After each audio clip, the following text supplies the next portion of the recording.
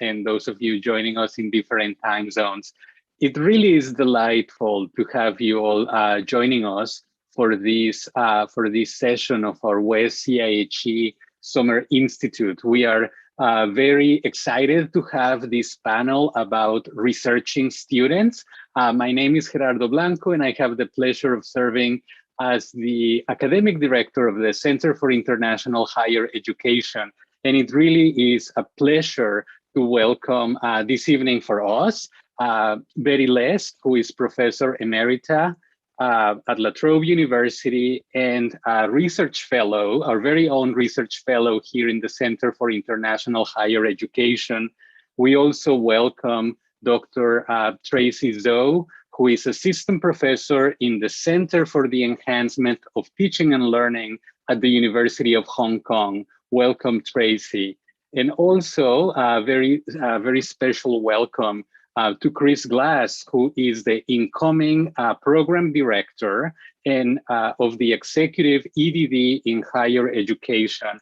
And we're very, very pleased to welcome Chris as an affiliated faculty in CIHE. So welcome, Chris. Welcome to all our three presenters. And the floor is yours. And we really look forward to your contributions this evening. Just so that you know how our session will be structured, there will be an initial round of presentations, or rather remarks by each of our presenters, and I will be monitoring the chat. This session will operate just like the opening session this morning for us. So if you have questions, please type them into the chat. You don't need to wait until the end. That's the advantage of this platform. And we will be taking those questions at the end of these initial remarks. So welcome all three of you. The floor is yours. And welcome, everybody. The way the session is going to go is each of us will present a few minutes, and then we will go back and present again about for the pandemic. And so I'm going to open up with two reflections about how research development is a journey. Then I'll share some advice on researching students, and then Betty and Tracy will share some remarks. Then all three of us will revisit the implications of the pandemic for the future of international student research, and final remarks at the end. So you've all come to this conference with different levels of experience in designing research projects. Some of you can count on the number under a single hand how many research projects you've done. Others of you, it takes two hands. Some of you, it might take more. But I want to begin by recognizing that we're really just all at different points in our research journeys. So some of what Betty, Tracy, and I will share tonight, for some of you might seem opaque. For others of you, it might seem enlightening, depending on where you are in the research journey. And that's completely normal.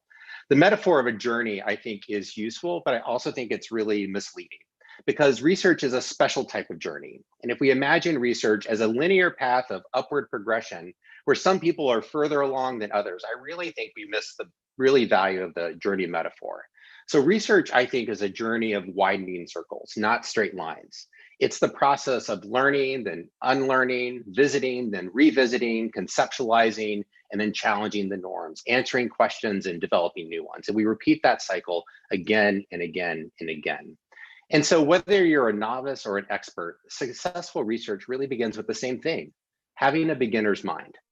The original skill in research is something that both the novice and the expert possess, which is curiosity. It's one of the reasons I think why Einstein famously said that imagination is more important than knowledge. Einstein claimed that knowledge is not important, quite the opposite. Knowledge is the raw material of research. You can't make anything if you start with nothing. It takes years to build up knowledge.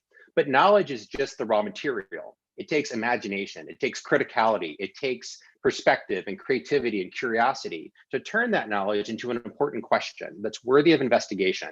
When I say that, that's passing on, not going down, spending years and realizing the ultimate reward is going to be shedding some light on some important that's important to you. The thing about research being a journey is it's not a journey. There are a lot of working alone, but the most successful don't just cultivate innate curiosity, they also surround themselves with community. And that's what we're doing here at the conference. The Greek word menos, where we derive the word mentor, is often translated heroic strength, but it's not any kind of strength. Menos is mental strength, and a mentor is someone who gives mental strength to someone else. And we all need mental strength, whether we are beginning our process or we are about to retire. The dead ends and the thrilling discoveries are best shared with others. So I hope what this conference does for you is to help you build the kind of community that will help you give you the mental strength to be successful in your research. Now, I'd like to share a few reflections about researching students. I'm the editor of the Journal of International Students. We see close to 1,000 manuscripts a year. I've chaired any number of dissertations, and so I have a lot of experience looking at people's research and thinking about this question. And I'm going to focus on researching international students. Then Betty and Tracy are going to expand that lens and broaden the focus to include researching domestic students in the broader context, as well as the complexity of the binary between international and local students. And I'll begin with what most researchers start with, which is they want to know about some aspect of the student experience. You ask, what are you interested in? And they're interested in something about the student experience.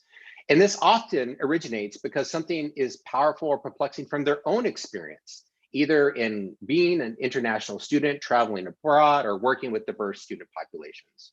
So my advice tonight is really about developing some kind of granularity in how you think about that idea of student experience. A granularity, the ability to put your interest in words with a high degree of specificity and precision. This makes making fine-grained distinctions of what you mean by experience, and even what you mean by student, to unpack it a little bit. So when we think about the broad area, especially of international student research, there's some general areas that people look at. Maybe you're interested in mobility or migration, assimilation, acculturation, or adjustment, engagement, participation, or belonging, culture or intercultural, intergroup relations, racism, social network, social capital, self, identity, development, mental health, well-being, language, career, or employability. All those are different areas of research, and it's important to situate yourself in one of those areas. But then I'm going to encourage you to get even granular than that, asking yourself a series of powerful and productive questions about your research interest. The first is to think with complexity. Human experience isn't simple or singular, and we have an ethical responsibility in our research to be self-reflective, to embrace the complexities and the intersections of our identities, but also our positionality, the complicities that we have in the problems that we search, how we research.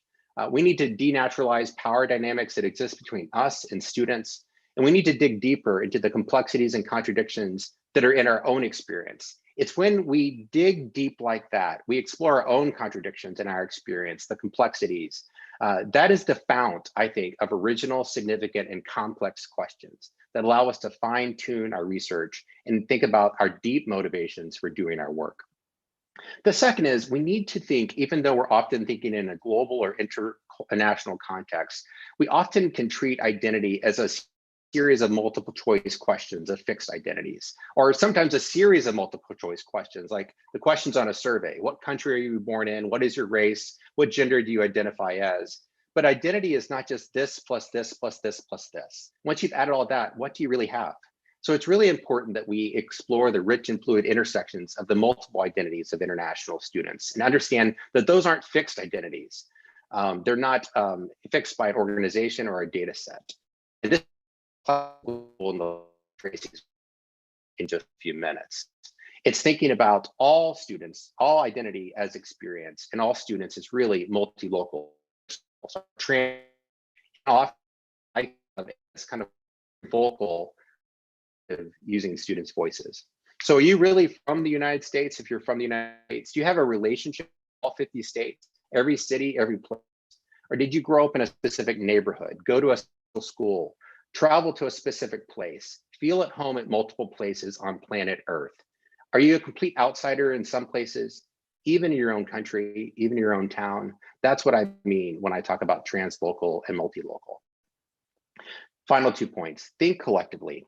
Often when we think about researching students, what I find is to be a common kind of issue is that it doesn't mean you're researching individual students. Too many studies have the individual student as their unit of analysis. Even large look treat marble individuals kind of functioning independently in some kind of bag that forms a group. And we have a shared responsibility as humans. We're interconnected. We're interdependent with each other. And I have to tell you that if you look at a vast majority of Western-based research, it assumes a self that is agentive, autonomous, and separate. And that is not the way much of the planet views the self. So what other views of the self are possible when we research students? Because they're desperately needed in research, and we need to problematize this kind of assumption. And then finally, I just think it's important to think about power. Research is really about what stories we tell, if we're telling them, why we're telling them, and who gets to have their stories told by whom. All research on students, I think, is political in the sense that we are preoccupied with people. Researching the student experience, I think, is analogous to how scientists detect climate change through remote sensing devices. So those remote sensing devices are just one data point, but that data point maps a larger phenomena. Don't miss the larger phenomena. Student problems are not the problem. Students are not the challenge. Student struggles are not the struggle. Don't do another study about challenges and miss the larger phenomena. The struggle, the challenge, the problems are rooted in powerful historic, social, and political dynamics that shape that student's experience.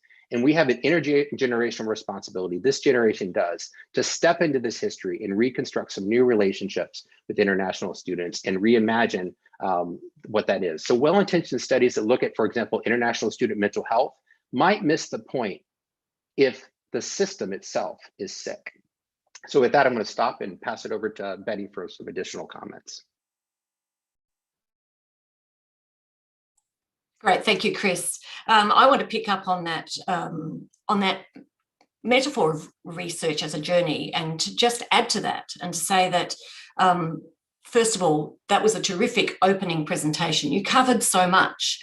I'm going to be looking a little bit more at research as a journey into yourself, as complex as it is as complex as any sort of journey is. So you outlined really well the limitations of the metaphor of journey. I want to bring that back into the importance of a journey into yourself as you make the decision as a researcher to move into the field of international student research, of researching international students.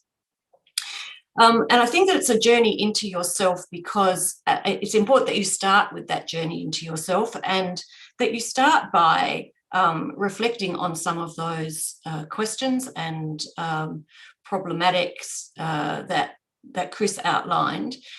You yourself have a complex identity. So how are you bringing that to the research? And can you move past that sense of it just being about your experience, what you know? Yesterday, I searched Google Scholar for international students in higher education just to see what would come up. Did I get 1 million results? 2 million? I got 4,650,000 results in 0.09 of a second. There's been a lot of research done in this area. Chris sees a lot of it through his journal. In my role as editor of the Journal of Studies in International Education, about a third of our articles are about international students, even though there's another journal that deals primarily with that as its field. So there's a lot of research out there, and it ranges from those single student case studies to analysis of big data. And so the methodologies are very broad. The questions are very broad.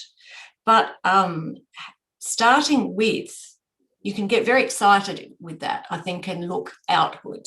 But starting with what is bringing you to this research, what are the resources you bring, but more importantly, critically reflecting on what your assumptions are in coming into this. Often I've had students come to me and say, I want to research this because I know this. I know what the problem is. I just need to prove it. That always ends up in frustration and sometimes tears. a research question needs to be a question. I think people often come to researching international students with a sense of passion, either from their own experiences or having observed what happens to others. And so they bring that personal investment, and that's a good thing, but it can also be a very limiting thing because it could narrow your perspectives on researching and what you research and how you go about that research. So the first thing then is a journey into the self, a journey of critical self-reflection on what's influenced you to this point. Can you turn that upside down? Can you look at it from a different angle? Can you move away from some of those traditional ways of thinking about international students, about their experiences, and challenge some of those bigger picture things that Chris was alluding to in his presentation, power distribution and the politics of being a student in an institution in a different country, or even in your own country online, but as an international student studying a program somewhere else. So if you do that, then I think it helps you to formulate the right research question, because it's incredibly important to have the right research question, and it's incredibly hard to get the right research question. So that is one of the challenges, I think, and I think it's a challenge particularly when you're researching international students, because of that personal investment that many people bring to the task. In fact, in my own work, I was determined to find out why international students were working in silos and to work out how I could help them to get out of their silos. So this was an issue that we faced at the university, where students were in classes with domestic students, and they tended to move into their own groups and not to mix with domestic students. Domestic students, this was in Adelaide, Australia, were saying, well, they don't want to talk to us, and the international students were saying the same.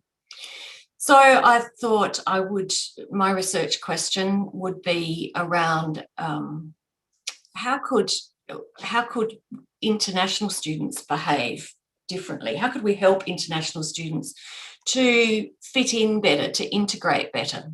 This was a long time ago, but of course, what I found and what was important to realise was that the problem in the end we found was not only with the international students. In fact, the students were not, as Chris said, the problem at all. There were many factors that were at play.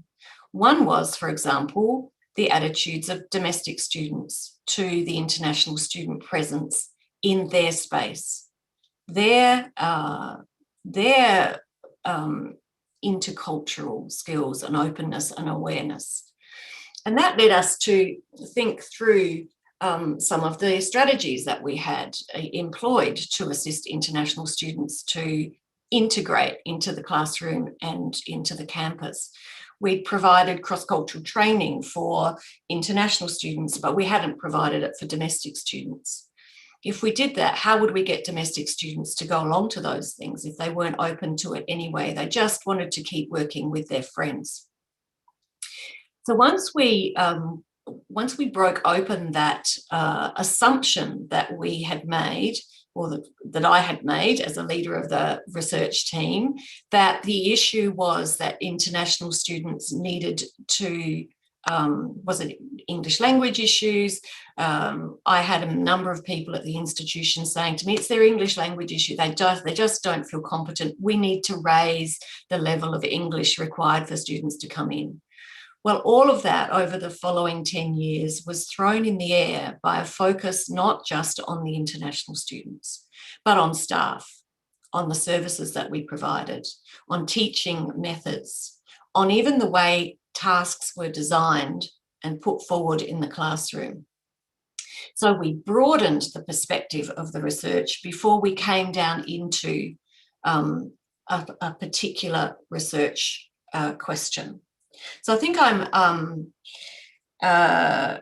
just going to finish with then saying that once you have that, that question, once you've gone out, come back in, once you've gone into yourself, gone out into the literature, gone more broadly, tried to challenge things, look at things differently, then you come back to your research question and your data collection. And the final thing I want to say is about surveys. I don't know how many students, I think every student almost says, I want to start with a survey. And it doesn't matter sometimes how much advice you give a student around, maybe a survey is not the best way to go. Often they will decide that's what they want to do. And a survey can be very useful and very interesting. But you have to be quite pragmatic in your approach in researching, especially when you're engaged in research that has a very tight time frame. Will people respond to your survey? That's the key question. You can spend a long time designing the best survey in the world, in the field that's ever been. But if nobody answers it, it's not going to give you any data. It's not going to tell you anything. If not a lot of people, if not enough people answer it, it's not going to tell you what you need to know. And you're going to have to start again. So think about research methods and think about the population. And my advice is think very carefully about starting with a survey. And because one of the issues also is even if you decide you'll start with a survey for a small population of students, you may not be able to get access to that population. So data, security, privacy issues are big in that space. I'm going to stop now because I think I've used up my time, but I'll see you again shortly after we've heard from Tracy, who's going to pick up some of those issues around domestic and international students and identity. Thank you. Thank you, Chris and Betty. Following the insights contributed by both of you on researching students, I would like to bring a little bit more discussion on the notion of domestic and international students. I would like to highlight that I noticed from the literature or from my own observation, there is a blurring line between international and domestic students in today's global world. Just think about one international or domestic student that you recently talked to. You might find that he or she does not show the typical characteristics of an international or domestic student described in the literature or in your mind. So one reason is probably that people travel widely and enjoy a slightly higher level of mobility nowadays.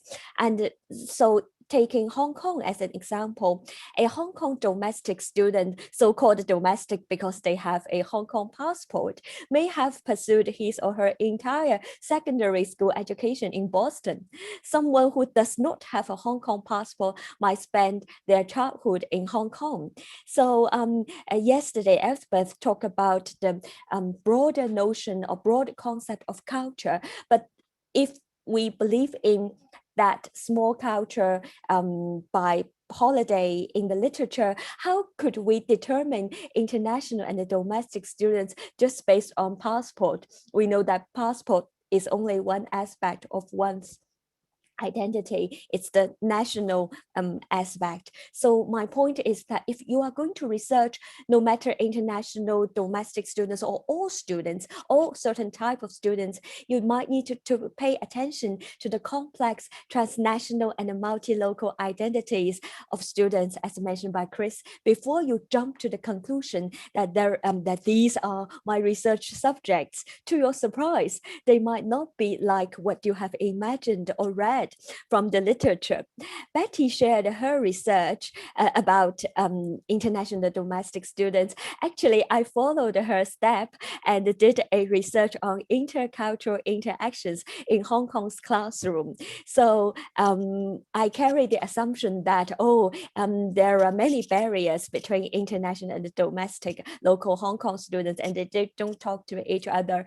And I try to find out what were the barriers. But to my surprise, although I found something really problematic between different groups of students. That's only part of my finding.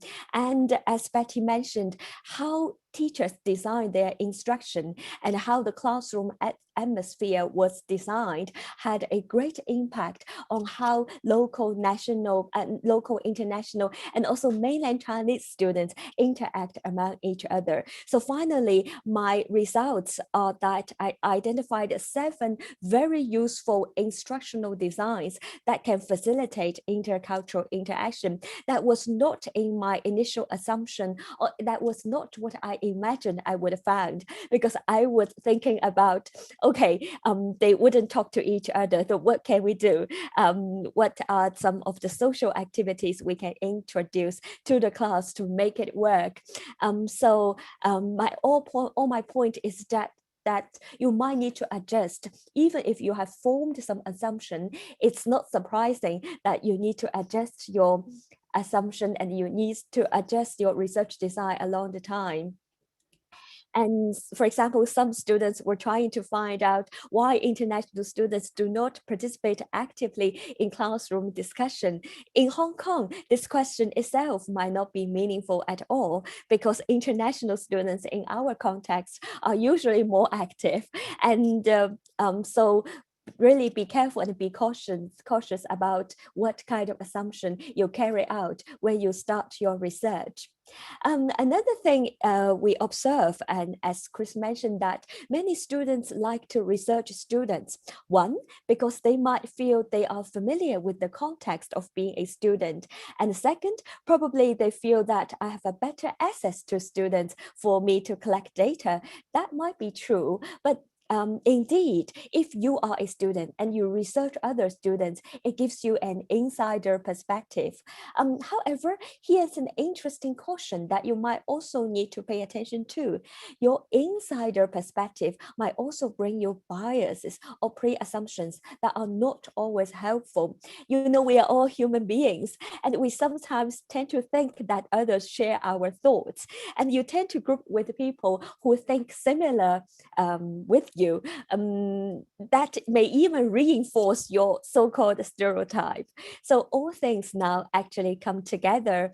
I think my perspective, Chris and Betty's, our message that one message that we really want to deliver to you is we hope you grow into a self-reflective and critical researcher that is brave enough to challenge your own assumptions in designing any research study. No matter whether you are an insider or outsider or something in between, you just don't take what you believe as something universally true. Instead, you examine the wider literature and the broader context, talk to critical friends or your supervisor, and understand how your assumptions play a role in your research design. Okay, yeah, that's what I wish to say about researching student as our first part. So shall I then pass to Chris? Yeah, and just and so everybody knows what we're going to do is we're each going to share a very kind of rapid fire session with some brief remarks about COVID, which is the topic of the hour and what it means to research students. So each of us are going to offer some brief remarks, and then we're going to open it up for questions and answers. And if you have any of those, we welcome those and we look forward to those. And so I'll just share brief remarks, then we'll each offer a different perspective. I think you'll see a lot of resonance between what Betty and Tracy and I are saying. We really complement each other well with our presentations here. My remarks on COVID are very similar to what Betty was saying about survey research. There is currently what I call a lot of signal to noise. The signal to noise ratio with COVID research is pretty bad. There is a lot of useless information, and that's what essentially what signal to noise means, is the ratio of useful information to useless information. And one of the reasons is just it's a lot of quick information. And it's a lot of information that we really haven't asked long-term questions about. Now, a lot of it is good, but it's important to be discerning in terms of what we're reading. As an editor, I can tell you, I had people almost within weeks submitting articles about COVID to our journal, simply kind of putting on a title or putting something in the abstract. They didn't do the careful research that's needed. And so it's really important to be a discerning researcher when you do that. And then second, I just want to say, COVID is really the warm-up act for the existential crises that are facing humanity. If you thought the pandemic was big, we have other existential crises that are worthy of investigation down the road. So you don't need to do a study on COVID to understand that you have potential ways to understand in which things like global warming and human-induced climate change are going to affect international students, the geopolitical tensions and nuclear security issues that our world faces, the proliferation of new biorisks through biotechnology and factory farming, as well as the rise in artificial intelligence and bots and how that might affect things like intercultural relations. These are really important issues, and they're coming just years away, and you can be on the forefront of that if you look just beyond COVID and think about some of these long-term trends that we're experiencing in international education. Now, Betty will share a few of her thoughts as well. Yes, I think when we were planning this session, we had a discussion between the three of us over an hour or so, and we came. And my immediate comment in relation to responding to Chris's comments then was, yes, poor research is worse than no research at all. And I think I want to start there and say that poor research is. There are several reasons for that. One is that we tend to base our research on what others have done before, that if, that's a good research practice. But if that research is not well considered and it's in some instances too early because there isn't sufficient data or there hasn't been time to get the data and analyse it carefully, then you can go off in different directions that are quite counterproductive. It is my view that COVID is a watershed moment for internationalisation. It's been disruptive. It's been incredibly disruptive to our traditional views. But I worry when I see colleagues around the world, and particularly when I'm in seminars with university leaders, for example, where they assume that once in a year or so, everything will be back to normal and we'll just go back to the way we did things before. This is a moment in time when we can really reflect carefully, and we should be doing and thinking about doing research into the impact of COVID, but not losing sight of the fact that we haven't always been doing it. Before COVID, it wasn't perfect. So the criticisms of international education as appealing to a mobile elite of students globally, to exacerbating power imbalances or creating new ones, rather than making the world a more equal, a better place where big picture issues are dealt with. So we have to be careful that we don't spend our time now thinking about or yearning for the future to be just like the past, but think about what we have learned and how we can do this sort of engagement online, engaging people who would not be able to be in Boston at this time of the year, including myself. It would be unlikely that I could have attended in person.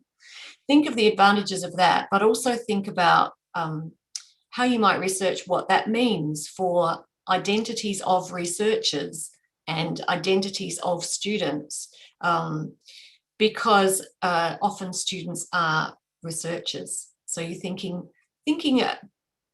problematizing it, going a bit deeper into examining the field and thinking about taking it forward to a new sort of future, because the world after COVID will be a different world.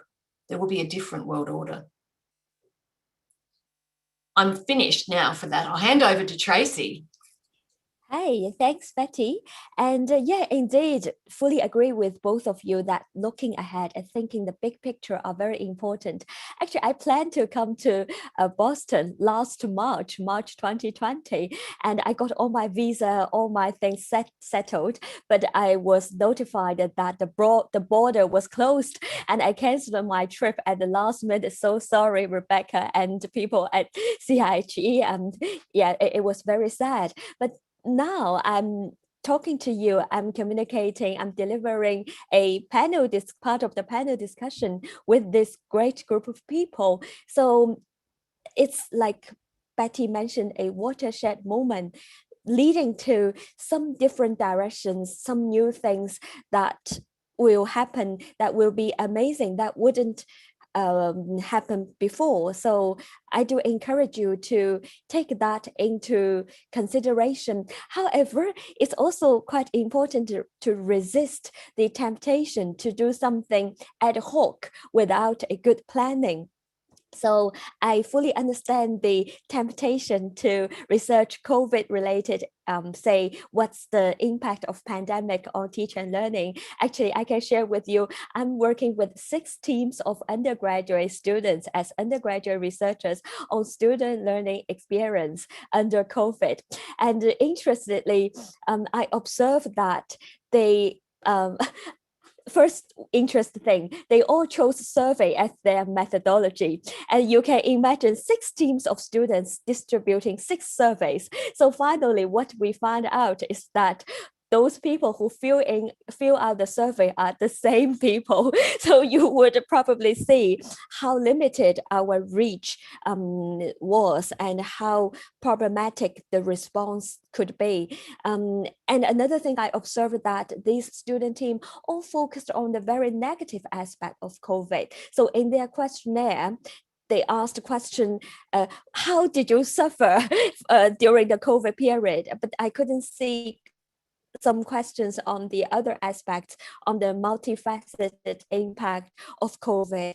So of course, then we have a lot of discussions and we gave feedback, and now they've improved and refined their survey. I mentioned this example is to let you have a sense that sometimes you were very attracted by the signal or noise, you don't know, and then you jump onto it and you start to do some study, but because the time was so urgent and you probably ignore some of the aspects that are really important in your research design. So that's our experience with the 6 teams, including myself. I also didn't really think carefully about the entire research design when I start talking to them about this research on student experience under COVID.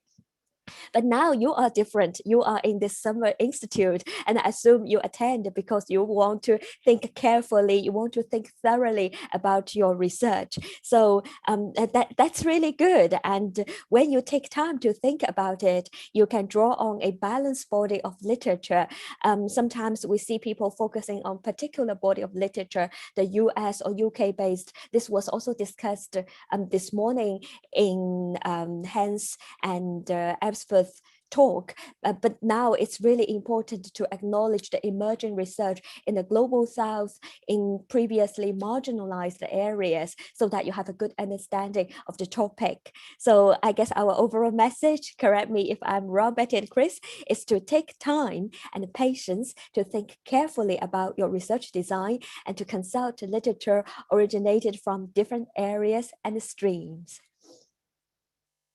Yeah. Excellent. So thanks to all 3 of our panelists. Thank you, Betty, Tracy, and Chris. Is this a good opportunity to jump into the Q&A? Yes? Excellent. So I have seen a few of the questions come through the chat, and we encourage you to continue, of course, posting those. I think there are a number of very valuable comments and a few questions as well. I really think one of those that really I think integrates the first 2 rounds of interventions, right? Both the quick round around COVID, but some of the sort of more general aspects, right? When you think about the experiences of studying and living abroad,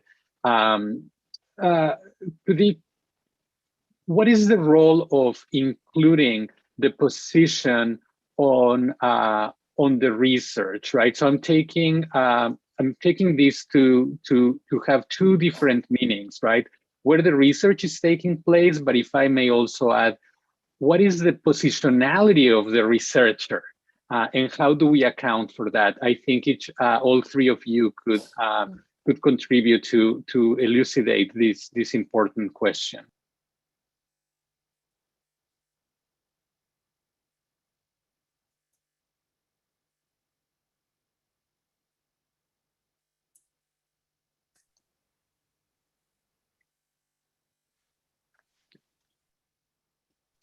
Tracy, do you want to start, or do you? Oh, okay, yeah. Since my microphone is still on, so maybe I start first. Maybe I start with the second part, the positionality, as I covered the insider and outsider perspective, and I think that's really important. And now researchers are talking about not dichotomy, not using a dichotomy type of classification, say, oh, you are an outsider, you are an insider. That's already not so appropriate. Many, because our identity is so multifaceted, we are probably in between. We know some of the context and we don't know another part of the context when we decide on our research area and the participants we want to approach. So actually, I'm going to post an article I recently read in the chat about how this insider and outsider perspective play a role in how we design our interview question, how we or survey question, and how we approach the everything in this research. Yeah.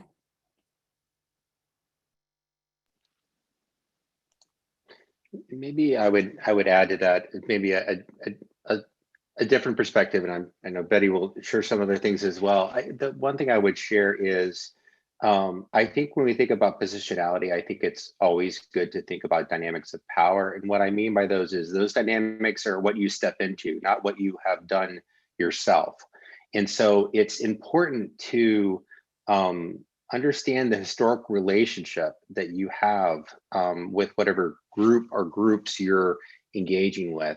And then to think about what it is to study and do research with that group, not on that group. And I think positionality comes into play in recognizing those very complex dynamics. And in some ways, it requires both a recognition of your complicity in some problems that you might be researching, but also the power that you have to amplify new voices and to offer new perspectives. But often that might mean engaging in types of relationships where you're working with participants on what that research question is and its meaning as well. And you can do that by thinking through your own positionality. And so I think the historical part, in addition to the kind of reflection I think that Betty talked so richly about, I think in her original presentation, I like her idea of the inner journey. I think it's such an important perspective as well.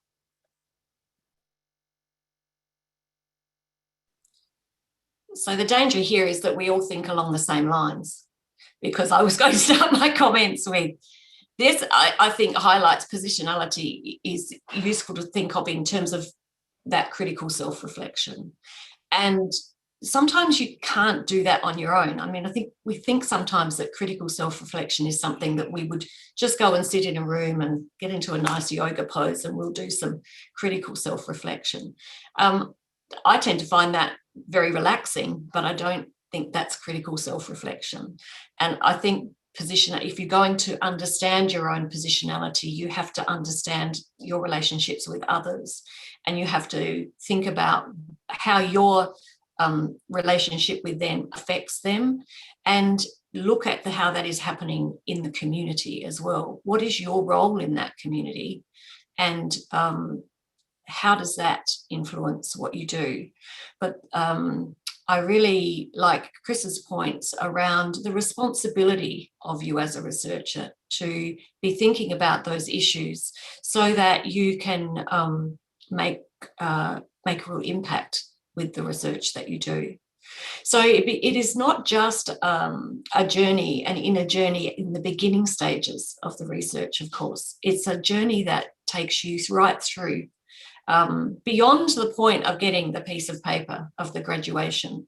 I talked about my research that all happened after I'd graduated with my PhD in my work, because in fact that was a much richer time for me to research, because I think I understood my position and my positionality much better than I did when I was a young researcher. Excellent. Thank you. Thank you all. I think in a way that brings us back to the metaphor of the journey, which I think all the 3 points that each of you has made is really returning to that. The next question is from Phung Quynh Vo. And Phung is asking specifically if you could please give some advice on how to maximize the effectiveness of online surveys, particularly during COVID, while also ensuring ethical approaches for participants.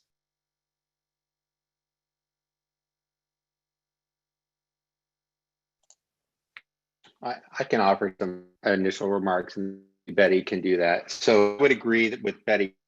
These tend to be the most common forms of research. And I think in terms of, the question, I guess, is I'm going to try to reflect on what does it mean to maximize the effectiveness? If what you mean by that is to make sure to maximize participation or how I'm trying to think through the meaning of that. By effectiveness, if you mean the kind of a response rate, what I would really encourage you, response rate and then the meaning of the data you create. I guess here's the biggest thing I think I would say as a researcher. You need to ground that survey in a theory. Much of survey research is theoretical. And without a theoretical framework or construct, as well as context of a large kind of issue you're looking at, survey research tends to be kind of just as valuable as kind of the news of the day. It's here today, gone tomorrow. The reason theory exists is that we can build on knowledge year after year after year. And theory exists qualitatively, exists quantitatively. There's many different approaches we could talk about. But basically what I would say is the issue that I see as a journal editor, and Betty sees this as well, when research comes in that is without theory, and theory takes time. It takes time to understand, it takes time to build, and it takes time to interpret. But what it will help you do is have far more sophisticated interpretations of your data than if you jump into kind of what I call the snap poll survey. And what I saw, and I was invited to about 12 of these studies, were kind of snap polls of COVID. And what Tracy said, the suffering of COVID. So they weren't grounded in theory. And I said no to about 11 of them, but the one I said yes to had a really strong kind of theoretical grounding. And that would be my advice in terms of maximizing the effectiveness. But I'm sure Betty and Tracy have some thoughts as well. I would only add that a survey doesn't have, if you're thinking about effectiveness as a response rate, how do you get a big response rate? You don't always need to have a big response rate to make a survey effective. So that's number one. I'll give an example of, so for example, if you have a very particular research question that relates to a very particular group of students, you may have difficulty locating them, perhaps. You can think about different methods of recruiting them. And that might mean, and I'll refer to a study that was done last year by one of the students, Moten, who is not, I don't think she's in the group, but I know some of you know her. So she was researching the experiences of Black students on study abroad. And it was very difficult for her to get data for who those students were and how she could reach them. So she went through the process of she was on a Facebook group which connected students who'd been abroad in particular Black students from the US. And she was able then to get a data set, to get students to respond to a survey and then to do some interviews with those students as follow-up.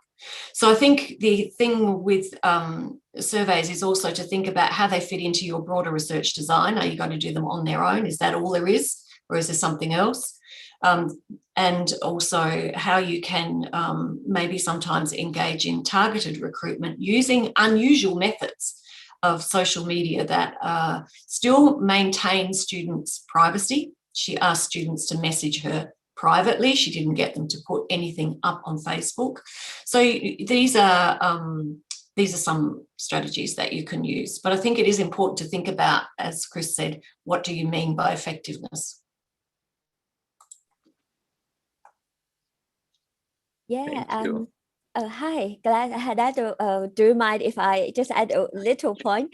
Because our 6 teams are competing for their research participants, so they think of all innovative ways to grab participants. I'm not saying it's really effective, but some of the tricks they are using is lottery, and like $100 Hong Kong lottery, and some of them try to approach teachers and inviting them to send a questionnaire to their students if they are researching a particular teacher and learning experiences. So as Betty said, all creative ways result in some responses because people are really tired of filling survey. If it looks just like another one. Yeah. Thank you. And as Tracy said, people who respond to surveys tend to be a special group of people who respond to surveys. They don't necessarily represent populations. So I just want to highlight, Tracy brought that up. It was the same group again and again. Often survey research doesn't norm against some kind of population. Be careful to make sure you are norming it. What population are you trying to generalize to? If you're doing a post-positivist type of study, that's really important to think about with your survey research. And is there a way you can empirically test whether your survey respondents are meaningfully different from the general population that you're going to speak about? Because likely they're not, or likely they are in some kind of way. So. Thank you. And I have to apologize in advance if we cannot get to all of the questions, but this is fantastic because I think the panel is generating some very interesting questions. And I think the next one that I would like to share with the panel is coming from Shanfeng Miao, who is reflecting about issues of power and relations with participants. So really the question is getting to thinking about ethics and mutuality in research, and what can they do for participants who really open up in this research process? How can early career researchers approach this inner struggle, and what insights would you like to share around this mutuality with participants? Yeah, perhaps I could start. When I do research, I do have this inner struggle, especially even I'm not the teacher of that student. Students see us someone with a PhD as with some power, and you know more than they do. So they tend to, especially Hong Kong or Asian students, they have a tendency to help you to get the answer you are really looking for. So I use all kinds of prompts. So if I get a response, I always add a prompting questions. For example, am I right if I rephrase your thoughts in this way? Or some of your classmates I interviewed yesterday had a slightly different perspective. How would you comment on that? Of course, when I do that, I protect their confidentiality. So I think all sorts of different prompts helped us reduce the so-called perceived power of researcher. Yeah, that's all from me. I only have one thing to add to that, those two comments, and that is that I think once a participant has opened up to you, you have to think about two things. You also become quite vulnerable then, because you've made a connection, you've made an emotional connection. And in my case, a student, it was my interview with a group of international students that really pushed me into doing the research that I spoke about before, which has changed the way that mentoring was organised at the university, across the whole university. Because I felt a responsibility then to do something about the situation that these students were describing.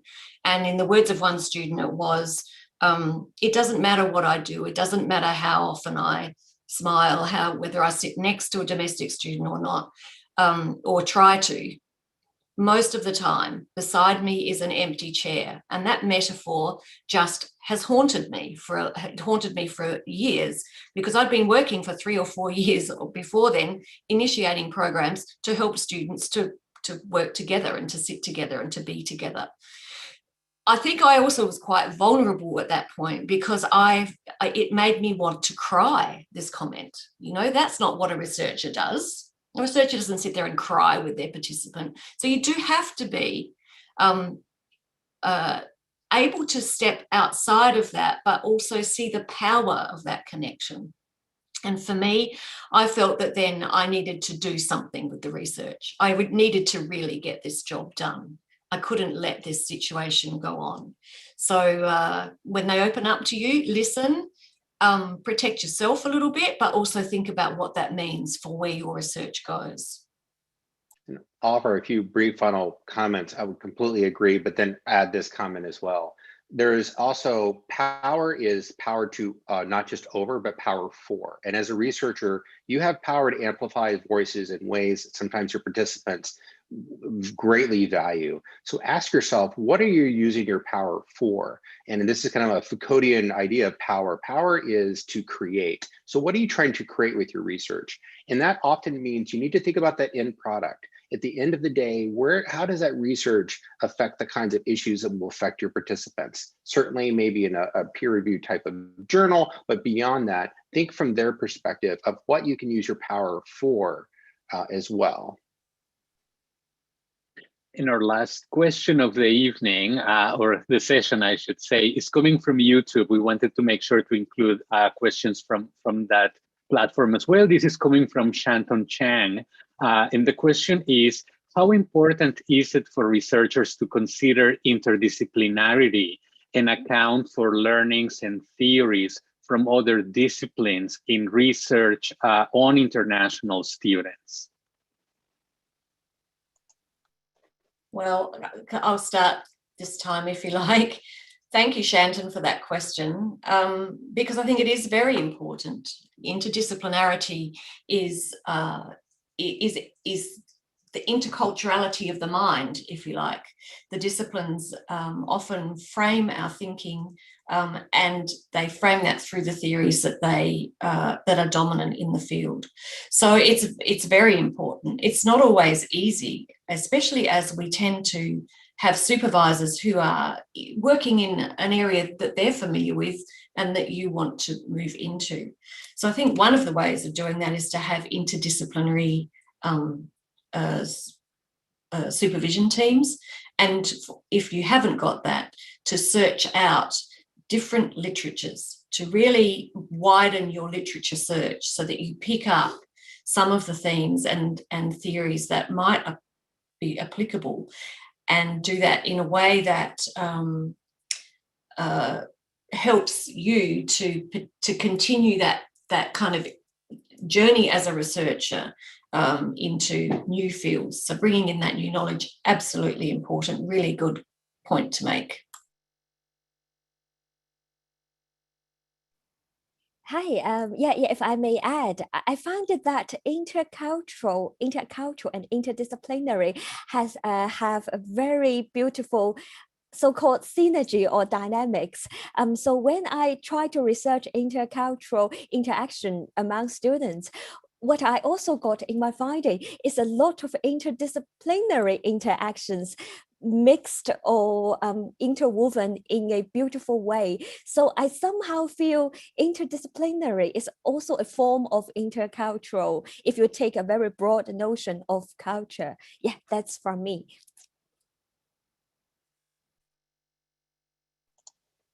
Yeah, I simply just echo what Betty said.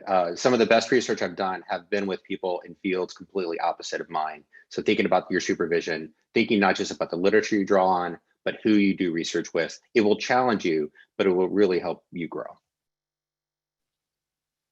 Well, thank you once again to all three of our panelists. Thank you, Betty. Thank you, Tracy. Thank you, Chris, for sharing your insights with all of us. And of course, thank you to our participants for your very thoughtful questions. And we really look forward to continue engaging with you in the coming days. So with that in mind, and having thanked our panelists, it is my very happy duty to remind you all that tomorrow for us in Boston at 8:30 in the morning, we begin the day with an optional session